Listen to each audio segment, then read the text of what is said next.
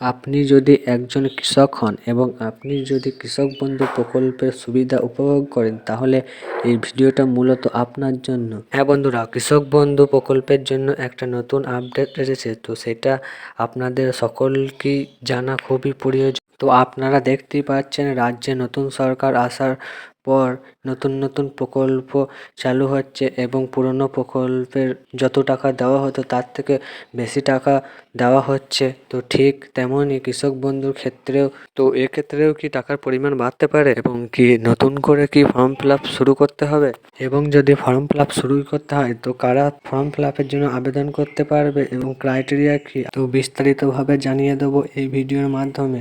আপনাদের মনে একটা কোশ্চেন আসতে পারে যে পিএম কিষাণ এবং কৃষক বন্ধু টাকা কি আমরা একসাথে পাবো, তো সব কিছু আজকে বিস্তারিতভাবে জানিয়ে দেবো এই ভিডিওর মাধ্যমে। তো ভিডিও শুরু করার আগে বলে দিই, যারা চ্যানেলটাকে প্রথম ভিজিট করছো তারা প্লিজ চ্যানেলটাকে সাবস্ক্রাইব করে বেল নোটিফিকেশানটাকে অলে সিলেক্ট করে দাও, তার কারণ এই ধরনের ইনফরমেটিভ ভিডিও প্রতিনিয়ত সবার প্রথম পাওয়ার জন্য।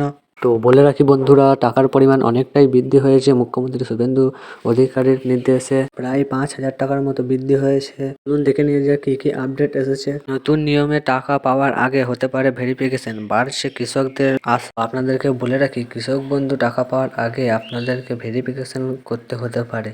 রাজ্যে কৃষকদের জন্য বড় খবর, কৃষক বন্ধু প্রকল্প নিয়ে ফের শুরু হচ্ছে জোর কদমে আলোচনা। প্রশাসনিক সূত্রে ইঙ্গিত মিলেছে যে কৃষকদের আর্থিক সহায়তা দেওয়ার আগে হতে পারে ভেরিফিকেশন, ফলে কৃষকদের বাড়ছে কৌতূহল। কি বদল হতে পারে এই প্রকল্পে? দীর্ঘদিন ধরে পশ্চিমবঙ্গ সরকার কৃষক বন্ধু প্রকল্পের আওতায় বহু কৃষক পাচ্ছিলেন আর্থিকভাবে সহায়তা। এই প্রকল্পে রাজ্যে কৃষকদের কাছে অন্যতম একটি গুরুত্বপূর্ণ প্রকল্প হয়ে দাঁড়িয়েছিল। তবে বিভিন্ন প্রশাসনিক সূত্রে জানা যাচ্ছে যে এই প্রকল্পে এবার স্বচ্ছতা জানানোর জন্য আনতে পারে কিছু নতুন কার্যকরী নিয়ম। তো আপনারা জানতেই পারলেন কৃষক বন্ধু প্রকল্প বন্ধ হচ্ছে না। আপনারা এটা ভালোভাবে মাথায় ঢুকিয়ে নিন। টাকা পাওয়ার আগে আপনাদের কি কি তথ্য ভালোভাবে যাচাই করা হবে সেইগুলো এরপর জেনে নেওয়া যাক। সূত্রের খবর, আগামী পর্যায়ে টাকা দেওয়ার আগে হতে পারে তথ্য যাচাই। তো এখানে একটা কোশ্চেন যে আগে যারা টাকা পেত তাদের ক্ষেত্রেও কি তথ্য যাচাই করা হতে পারে? তো এক্ষেত্রে বলে রাখি, হ্যাঁ, তথ্য যাচাই করা হতে পারে। যে তথ্য যাচাই করা হতে পারে তাদের মধ্যে প্রথম হচ্ছে ভোটার কার্ডের তালিকায় আপনার নাম আছে কিনা, ব্যাংক অ্যাকাউন্ট সক্রিয় আছে কিনা, আধারের সঙ্গে ব্যাংক অ্যাকাউন্ট যুক্ত আছে কিনা, আপনার ব্যাংকে ডিবিটি লিঙ্ক আছে কিনা এবং জমা দেওয়া তথ্য এবং নথি সঠিক আছে কিনা। তো টাকা পাওয়ার আগে এগুলো আপনারা একটু চেক করে নেবেন।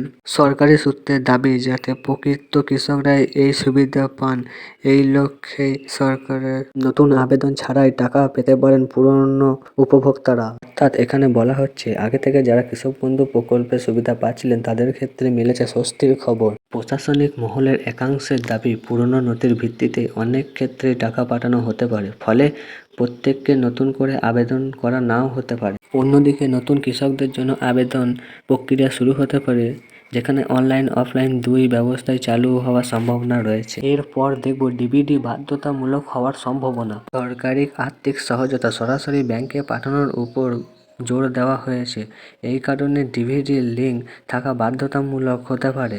প্রশাসনিক তরফে উপভোক্তাদের ব্যাংকের তথ্য মিলিয়ে নেওয়ার পরামর্শ দেওয়া হয়েছে। পিএম কিষাণ নিয়ে কি বলা হচ্ছে দেখুন। পিএম কিষাণ নিয়ে বাড়ছে জল্পনা। শুধু কৃষকরা নয়, কেন্দ্রীয় পিএম কিষাণ প্রকল্প নিয়ে নতুন করে আলোচনা শুরু হচ্ছে। বর্তমানে এই প্রকল্পে কৃষকরা বছরে 6,000 টাকা করে পান। ভবিষ্যতে এর পরিমাণ বেড়ে যেতে পারে, যদিও এই বিষয়ে এখন পর্যন্ত কোনো সরকারি ঘোষণা হয়নি। ভালো করে বুঝবেন, পিএম কিষাণ সম্পর্কে এখনো সরকারি কোনো নথি বের হয়নি। আমরা চলে যাচ্ছি লাস্ট কোশ্চেনে। ইকেওয়াইসি না থাকলে কি সমস্যা হতে পারে? সরকারি সূত্রে জানানো যাচ্ছে যে ইকেওয়াইসি বা আধার লিঙ্ক যদি না থাকে তাহলে ভবিষ্যতে কৃষকদের কিস্তি পেতে অসুবিধা হতে পারে। এটা খুবই গুরুত্বপূর্ণ, তাই আপনাদের কাছে আবেদন করব যাদের ইকেওয়াইসি বা আধার লিঙ্ক নেই তারা দ্রুত ইকেওয়াইসি এবং আধার লিঙ্কটা সম্পূর্ণ করে নিন।